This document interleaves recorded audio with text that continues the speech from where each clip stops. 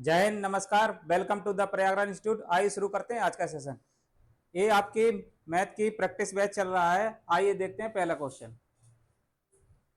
एक आदमी 120 पेन खरीदता है और उसे 20% लाभ पर बेच देता है और उसे 20% लाभ पर बेचता है। पेन का विक्रय मूल्य कितना है? एक आदमी पेन कितने में 120 रुपए में खरीदता है, यानी सीपी कितना हुआ, यानी खरीद मूल्य को सीपी बोलते हैं, और 20% के लाभ पर बेच देते हैं। 20% के लाभ पर बेच देते हैं, उसका विक्रय मूल्य कितना होगा? 20% का मतलब होता है 1/5, यानी 5 में खरीदी, एक का लाभ हुआ तो कितने में? 6/5 में बेचेगा। कितने में बेचेगा? 6/5 में बेचेगा। तो 120 का यानी एसपी होगा, या फिर डायरेक्ट आपको इसको 120% यानी 100 में जोड़ के लिख सकते हैं, 120% भी लिख सकते हैं। तो 120% निकाल लेंगे तब भी हमारा आपका आंसर आ जाएगा। 20% निकालेंगे तो वो केवल प्रॉफिट आएगा। 120% निकालेंगे तो हमारा क्या निकल के आ जाएगा? 120% निकालेंगे तो हमारा सीधा एसपी निकल आएगा। सीपी से एसपी, एसपी बराबर 120 का 120% निकाल दो, ये आपका आ गया 144। दूसरा तरीका क्या होगा? दूसरी, या फिर ऐसे भी कर सकते थे आप इसको, 120 का यानी एसपी कितना होगा? 120 सीपी है, सीपी का 6/5 यानी 5 में खरीदा, एक का लाभ लूंगा तो कितने में? 6/5 में बेचेगा। ठीक है, तो ये कितना हो जाएगा?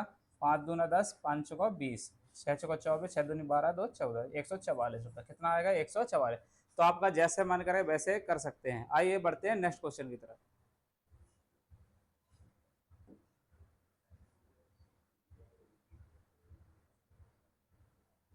चलो दूसरा क्वेश्चन।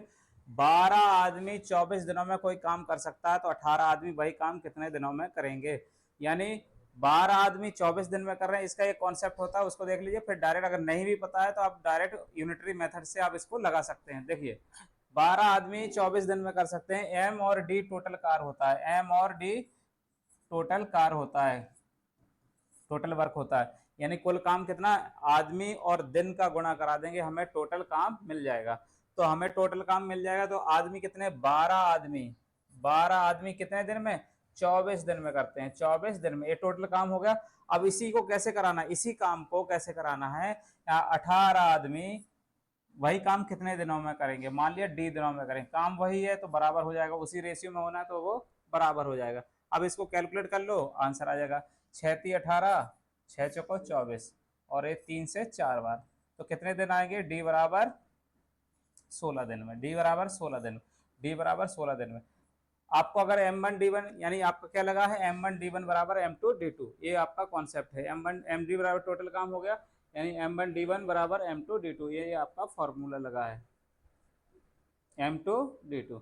अगर मान लो आपको ये दोनों ये याद ना हो, या फिर आपको ये दिमाग में ये नहीं आ रहा, तो यूनिटरी मेथड तो बचपन से पढ़ते आए हो, उसको लगा सकते हैं। ठीक है, उसको यूज कर सकते हैं। जैसे देखो क्या होगा, 12 आदमी 24 दिन में कर सकते हैं। 12 आदमी 24 दिन में कर सकते हैं। कितने दिन में?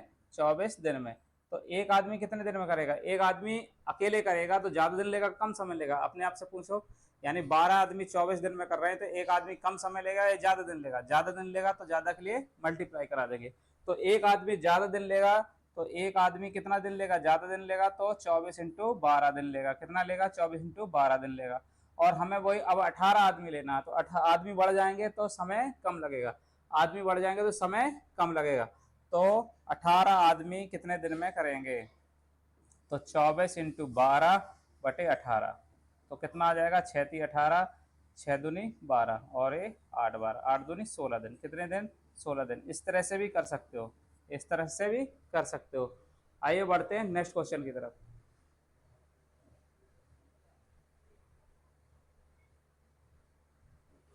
चलो, पांच संख्याओं का औसत एक, 5 संख्याओं को 36 से एक संख्या हटा दी जाए तो औसत कितना हो जाता है? 34 हो जाता है। संख्या क्या है? तो 5 संख्या, हमने कल बताया था, संख्या और एवरेज का गुणा करते हैं तो क्या मिल जाता है? टोटल मिल जाता है। क्या मिल जाता है? कुल योग मिल जाता है। अब हमें देखो, 5 संख्याओं, संख्या कितनी है? 5, और एवरेज कितना है? 6, 36, एवरेज कितना है? 36, टोटल कितना हो जाएगा? 180। कितना हो जाएगा? 180, 36 से 180। ठीक है, अब एक संख्या हटा दी जाए तो एक संख्या कम कर दें, तो यानी 4 संख्याएं बची, तो औसत कितना हो जाता, 34 हो जाता, कितना हो जाता, 34 हो जाता, कितना 34। अब इसको कैलकुलेट करेंगे, 4 6 24, 4 4 16, 4 4 16, 4 3 12, 12 1 13, ठीक है 136। अब 5 संख्याओं का टोटल है, ये 4 संख्याओं का टोटल है, घटा देंगे तो एक संख्या का टोटल बच जाएगा, कितना आ जाएगा, 10 में से 6 गए 4 और 7 में से 3 गए 4, यानी 44। यानी जाने वाली संख्या कौन सी है, एक संख्या जो हटाएगी उसका मान कितना है, 44, उसका मान कितना है 44, इसका मान कितना है 44। ये ऑप्शन थोड़ा रॉन्ग हो गया, कोई बात नहीं, इसको 45 को 44 कर लो, 45 को 44 कर लो, तो आपका आंसर होगा 44, आपका आंसर होगा 44, ठीक है।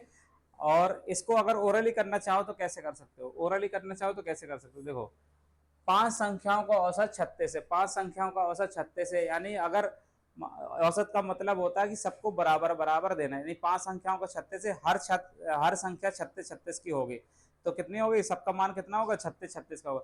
अगर जाने वाली संख्या 36 लेके जाती तो कोई फर्क ना पड़ता, जाने वाली संख्या कितना 36 लेके जाती तो कोई फर्क नहीं पड़ता है, औसत 36 का 36 ही रहता, लेकिन वो कितना एक्स्ट्रा लेके गई, लेकिन वो कितना एक्स्ट्रा लेके गई कि औसत कितना हो जाए 34 हो जाए, औसत में कमी कितना कर दी, 2 की कमी कर दी, 2 की कमी कर दी, तो 5 अपना तो लेके गई है, अपना तो 2 लेके गई है और 4 लोगों को और एक्स्ट्रा लेके गई, तो 4 दूनी 8, यानी 4 लोगों का भी एक्स्ट्रा लेके गई है, 4 और एवरेज 2, यानी टोटल कितना लेके गई, 36 और 8 कितना हो जाएगा 44, यानी आपका आंसर आएगा 44, कितना आएगा 44 आंसर आएगा, ठीक है, कितना आएगा 44। आइए बढ़ते हैं नेक्स्ट क्वेश्चन की तरफ।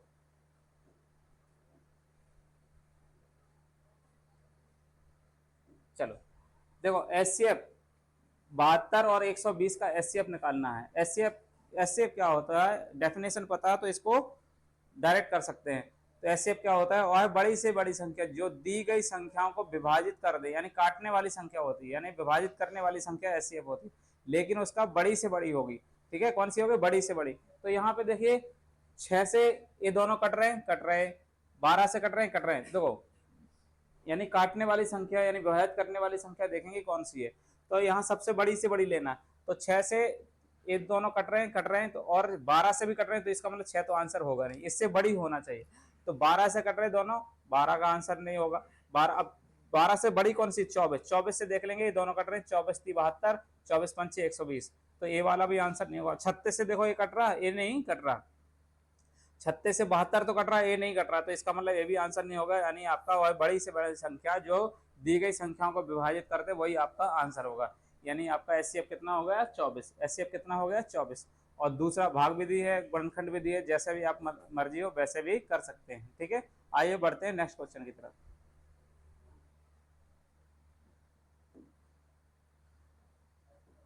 चलो देखो 800 रुपए की राशि 8 साल में कितना ब्याज, साधारण ब्याज पर 920 हो जाती है, वार्षिक साधारण ब्याज दर क्या है, यानी आर निकालना है। तो आर का ये फॉर्मूला होता है वही ब्याज, ब्याज इंटू 100 बटे और पी इंटू टी, उससे भी लगा सकते हो। अब देखो डायरेक्ट करना सीखो, डायरेक्ट करना सीखो। तो 2 साल में देखो 800 रुपए की राशि 2 साल में इतनी हो जाती है, यानी 800 रुपए है, 800 रुपए है, कितना हो गया 920 रुपए हो गया। तो ब्याज कितना मिला, ब्याज कितना मिला, कितना मिला 120 रुपए, कितना मिला 120 रुपए, ये कितने साल में, 2 साल में, 2 साल में। तो 1 साल में कितना मिलेगा, 1 साल में मिलेगा 60 रुपए, कितना मिलेगा 60 रुपए। हमें आर निकालना है, तो आर बराबर देखो आर कैसे निकलता है, आर कितना 60 रुपए ब्याज मिला, कितने में 800 पे, कितने पे 800 पे और इंटू 100, इसको कैलकुलेट कर लेंगे। अगर ऊपर 1 वर्ष का ब्याज रखेंगे तो नीचे 1 साल का ही मूलधन होना चाहिए, ठीक है। अगर 2 साल का रखते तो हम कितना, 2 साल का अगर 120 रखते तो आपको 2 का मल्टीप्लाई कराना पड़ता है, 2 800 में 2 का मल्टीप्लाई कराना पड़ता है। तो सीधा आप डायरेक्ट करना सीखो, कैलकुलेशन कम कराए। 2 साल का ब्याज है 120, तो 1 साल का कितना होगा 60 हो जाएगा, 60 बटे 800, यानी 60 रुपए ब्याज है कितने पे 800 पे इंटू 100।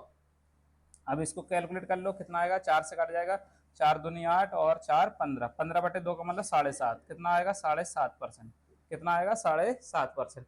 आपका आंसर कितना होगा 7.5%, ये आपका आंसर हो जाएगा, ठीक है, ये आपका आंसर हो जाएगा। अभी आपको छोटे छोटे क्वेश्चन करा रहे हैं ताकि आपकी प्रैक्टिस हो जाए, फिर इसके बाद स्टैंडर्ड क्वेश्चन कराए जाएंगे। आइए बढ़ते हैं नेक्स्ट क्वेश्चन की तरफ।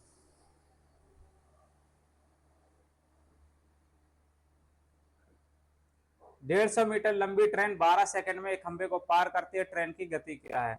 तो हमने बताया था 1 सेकंड या 1 मिनट या 1 घंटे में चली दूरी को चाल कहते हैं।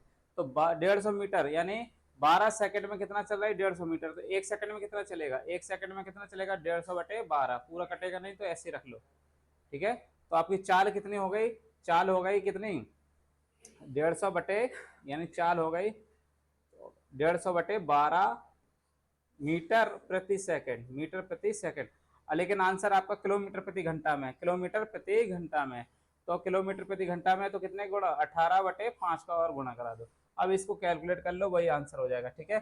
6 दूनी 12, 6 ती 18, ठीक है। 6 दूनी 12, 6 ती 18, और ये आपका आंसर है 5 से 5 दूना 10, और ये 0 कैंसिल, 15 ती 45, 45 किलोमीटर प्रति घंटा, 45 किलोमीटर प्रति घंटा। आपका आंसर कितना होगा? 45 किलोमीटर प्रति घंटा, ठीक है।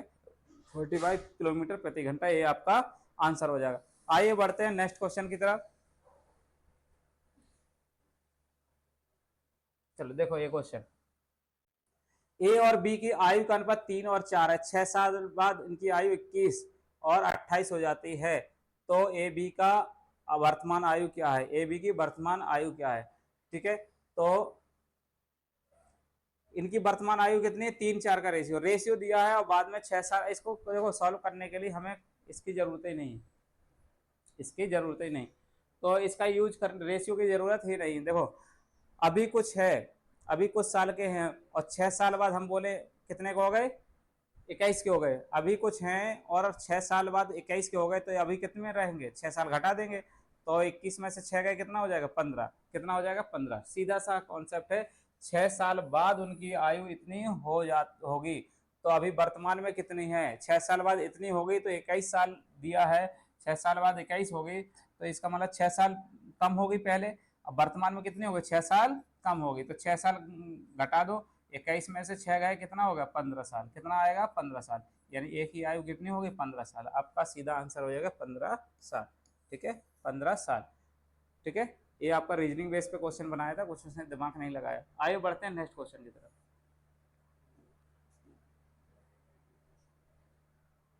चलो, 15 वस्तुओं का क्रय मूल्य 12 वस्तुओं के विक्रय मूल्य के बराबर है, तो लाभ प्रतिशत ज्ञात करो। हमने प्रॉफिट लॉस में क्वेश्चन पढ़ाया है, आप इसको देख लीजिएगा। अब देखिए इसमें 15 का सीपी, 15 वस्तुओं का सीपी, यानी 15 वस्तुओं का सीपी बराबर है 12 के एसपी के बराबर। तो अब यहाँ पे देखो सीपी और एसपी का रेशियो निकाल लो। सीपी और एसपी का रेशियो 12 और 15, इसका मतलब क्या हुआ? 12 में खरीदी, 15 में बेची, 12 में खरीदी, 15 में बेची। और छोटा करना हो तो कर लो, 3 चौका 12, 3 पचे 15, और छोटा हो गया। अब 4 में खरीदी, 5 में बेची, 1 का प्रॉफिट हुआ। 4 में खरीदी, 5 में बेची, 1 का प्रॉफिट हुआ। तो 1 का प्रॉफिट यानी प्रॉफिट परसेंट निकालना है, प्रॉफिट परसेंट निकालना है, तो कितने पे? 1 का प्रॉफिट कितने पे? 4 पे। 1 का प्रॉफिट कितने पे हुआ? 4 पे। 1 का प्रॉफिट 4 पे, और 1/4 का मतलब परसेंट में होता है 25%। कितना होता है? 25%। ये आपका आंसर हो जाएगा। कितना होता है? सीधा फ्रैक्शन याद है तो आपको कुछ करने की जरूरत नहीं। अगर नहीं समझ में आता तो 100 का मल्टीप्लाई करा लेंगे, आपका आंसर आ जाएगा 25%। कितना आ जाएगा? 25%। आपका ये आंसर हो गया 25%, लाभ प्रतिशत। आइए बढ़ते हैं नेक्स्ट क्वेश्चन की तरफ। दो संख्याएं 4 और 5 के अनुपात है, इनका एलसीएम कितना है? 180 है, तो संख्याएं ज्ञात कीजिए। तो संख्याएं जब 4-5 के अनुपात में, तो इनका 4-5 का ही रेशियो रहना चाहिए। तो अब देखो 4-5 का कौन सा रेशियो है? ठीक है, 4-5 का जो रेशियो होगा वही आंसर होगा, ठीक है। 9 चौका 36, 9 पंजा 45, यही आंसर होगा। और देखो 9 4 5 5 का 20, ये भी 4-5 में, ये भी 4-5, आपके ऑप्शन मैच कर रहे थे, इसका मतलब इसका यूज नहीं कर पाएंगे, डायरेक्ट हम नहीं कर पाएंगे। तो थोड़ा और दिमाग लगा लेते हैं, थोड़ा और दिमाग लगा लेते हैं। अगर संख्याएं दी हैं तो संख्याएं क्या मानते हैं? 4x और ये 5x मानते हैं, ठीक है। 4x 5x मानते हैं, ठीक है। अब यहाँ पे एलसीएम क्या बनेगा? एलसीएम दिया है 180, एलसीएम कितना दिया? 180, एलसीएम दिया है 180, तो इसका एलसीएम कितना बनेगा? एक 4 होगा फैक्टर, एक 5 फैक्टर होगा, और एक x फैक्टर होगा, बराबर 180। कितना होगा? 180। अब x का मान निकाल लीजिए, वही मान रख दीजिए, ठीक है। तो आपका आंसर कितना होगा? 5 का 20, 5 का 20, और 1 0 से 9, कितना? x बराबर कितना आ गया? 9, x बराबर 9। अब 9 का मल्टीपल आंसर होगा, 9 चौका 36 और 9 अपना 45, कितना आंसर होगा 45, यानी 36 और 45 आपका आंसर होगा। कितना होगा 36 और 45 आपका आंसर होगा। आइए बढ़ते हैं नेक्स्ट क्वेश्चन की तरफ, ठीक है।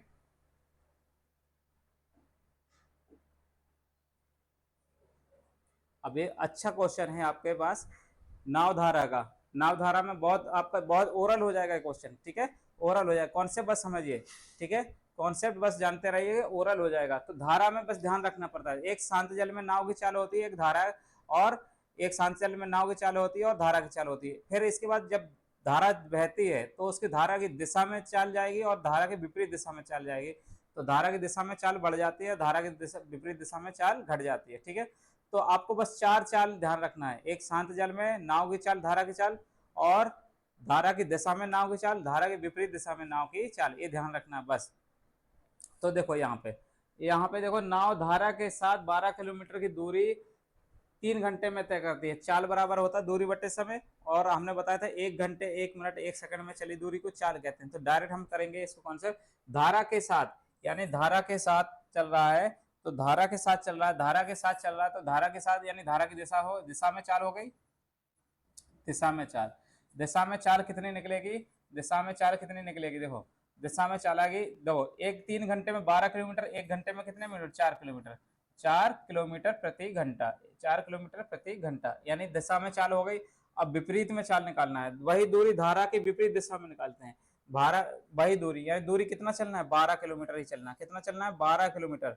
तो 4 घंटे में 12 किलोमीटर चलेगा, तो 1 घंटे में कितना चलेगा, 3 किलोमीटर प्रति घंटा, 3 किलोमीटर प्रति घंटा, यानी यार विपरीत दिशा में चलेगा, यानी विपरीत दिशा में, धारा की विपरीत दिशा में चलेगा, कितना चाल से, विपरीत दिशा में चाल कितनी आएगी, 3 किलोमीटर प्रति घंटा। अगर दिशा में और विपरीत में चाल पता है, धारा की दिशा में चाल पता है और धारा की विपरीत दिशा में चाल पता है, तो नाव की चाल कितनी होगी, सीधा से दोनों को जोड़ के आधा कर देंगे, सीधा आंसर हो जाएगा। यानी नाव की चाल आएगी आपकी, नाव की चाल होगी दिशा, दिशा में चाल और विपरीत में चाल बटे 2, दोनों को जोड़ के आधा कर देना बस। तो 4 + 3 बटे 2, यानी 7 बटे 2 का मतलब 3.5, यानी 3.5 किलोमीटर प्रति घंटा, 3.5 किलोमीटर प्रति घंटा नाव की चाल। शांत जल में, स्थिर जल में नाव की चाल कितनी होगी, 3.5 किलोमीटर प्रति घंटा, ये आपका आंसर हो जाएगा। यही अगर धारा की चाल निकालना हो तो दोनों में दोनों में अंतर लेके और 2 का भाग देते, यानी 4 - 3, धारा की चाल कितनी आएगी, धारा की चाल आएगी शांत जल में, मतलब धारा की चाल आएगी दिशा माइनस विपरीत, यानी दिशा माइनस विपरीत बटे 2, यानी दिशा में चाल और माइनस विपरीत में चाल बटे 2, यानी दिशा में कितनी है 4, विपरीत में कितनी है 3 बटे 2, यानी 1 बटे 2 का मतलब आधा, 1 बटे 2 का मतलब क्या हुआ 0.5 किलोमीटर प्रति घंटा, ठीक है, 1 बटे 2 का मतलब आधा, ठीक है, यानी 1 का आधा 0.5 किलोमीटर प्रति घंटा, ये आपका आंसर हो जाएगा, ठीक है। तो बस यही धारा पूछेगा, कभी नाव पूछेगा, नाव की चाल पूछेगा शांत जल में। तो आपका इस तरह से आपको पहले आपको दिशा में निकालना है चाल और फिर विपरीत में निकालना, और नाव की स्थिर जल में पूछेगा तो दोनों जोड़ के आधा कर देना है, ठीक है, दोनों जोड़ के आधा कर देना, और धारा की चाल पूछे दोनों का अंतर लेके आधा कर देना, वही आपका आंसर होगा, ठीक है। आइए बढ़ते हैं नेक्स्ट क्वेश्चन की तरफ। चलो, तो आज का सेशन यहीं समाप्त करते हैं, मिलते हैं नेक्स्ट वीडियो में, थैंक यू।